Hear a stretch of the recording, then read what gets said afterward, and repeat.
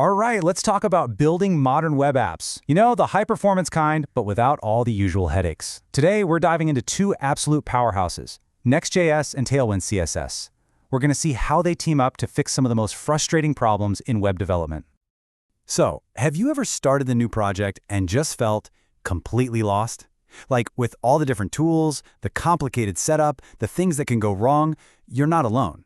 It's like being dropped into a giant maze without a map. And yeah, that maze is filled with some pretty nasty monsters, right?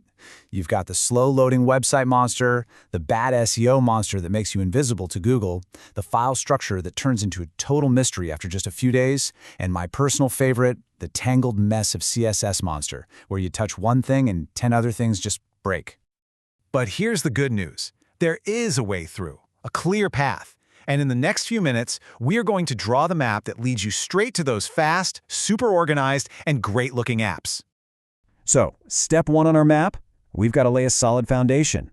And for that, we're turning to our first tool, Next.js, which is all about bringing some serious order to the chaos.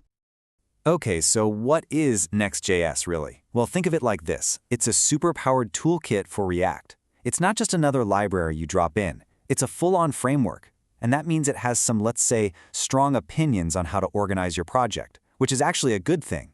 It handles all the nitty-gritty, complicated stuff for you, so you can just focus on building cool things. And what's so cool is the clarity you get right from the start. Inside the app directory, your whole project boils down to a few key files. You've got layout TSX, that's like the main frame that holds everything. You know, your navigation bars, your footers. Then there's head TSX, which handles all that behind-the-scenes metadata for Google and SEO. And finally, page TSX. Well, that's your actual page content. Simple, right? It just makes sense. So the big idea here is that layout.tsx is like a picture frame. The frame itself, your nav bar, your footer, you build it once and that's it. Then every new page you make, all that content from your page.tsx file just gets popped right into the middle of that frame. In the React world, we call that content children, and it's an incredibly powerful way to keep your entire site looking consistent without repeating yourself. All right, structure is sorted, but what about making our app actually look good? Because let's be honest, styling is where so many projects just completely fall apart into a chaotic mess. So let's dive into that. You know that classic CSS problem, right? We've all been there. You make one tiny, seemingly harmless style change, and suddenly a totally different part of your website looks completely broken. Why on earth does that happen? This right here shows you the problem perfectly. Your CSS file has no idea that this H2 is a big homepage title and that other H2 is just a small section header. So when you write a rule for H2, it just blasts that style across your entire site, hitting every single one. It goes global, and that's where things get messy. So, the solution, at least in theory, is pretty simple. Instead of yelling at all the H2 tags at once, we give the one we care about a unique nickname, or, as it's officially called, a class. That way, our CSS can target it specifically, and our styles don't leak out and mess up everything else. Okay, so classes are great, but you're still stuck writing tons and tons of custom CSS code for every little thing. It gets so repetitive and just eats up time. And that is the perfect reason to bring in our second major tool, Tailwind CSS. Now, Tailwind's approach is different. It's not going to give you a bunch of pre-made chunky components like a finished button or a card. Instead, it gives you a massive set of tiny, single-purpose classes. We call these utility classes. Things like text red 500 to make text red, or P4 to add a bit of padding.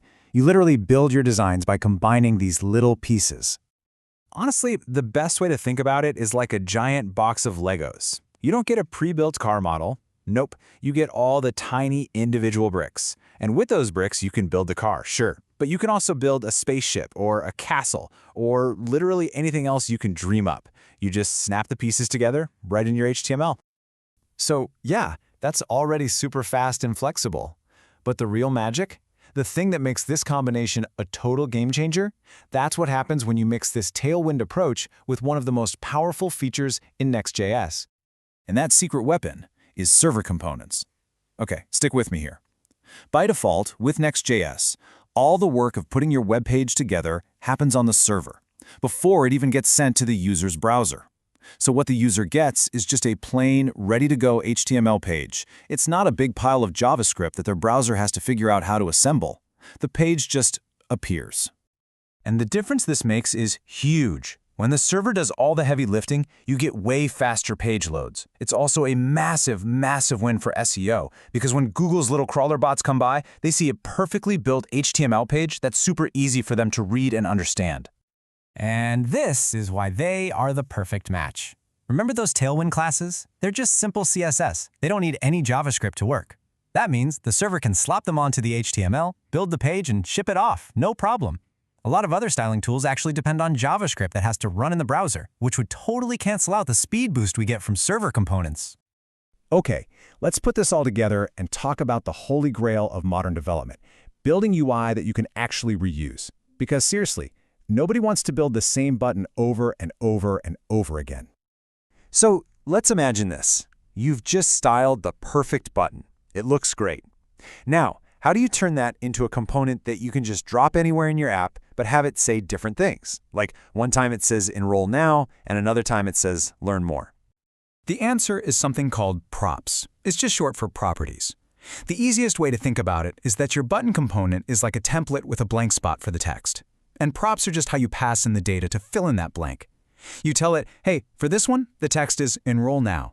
For the next one, the text is learn more. The component just takes that data and displays it. Same design, different content. It's that simple. And there you have it. That's the map. You now have the fundamental ideas, the core building blocks you need to start creating fast, scalable, modern web apps from the ground up. So, let's do a quick recap. What have we learned? Next.js gives you the structure, the skeleton. Tailwind gives you the styling tools, that big box of Legos. Server components give you that incredible performance boost. And finally, props are what make your components truly reusable. Each one of these things solves a real-world headache that developers face every day. So, you've got the map, you've got the tools, you now understand the core concepts that are driving so much of the modern web. The only question left is, what are you going to build with them?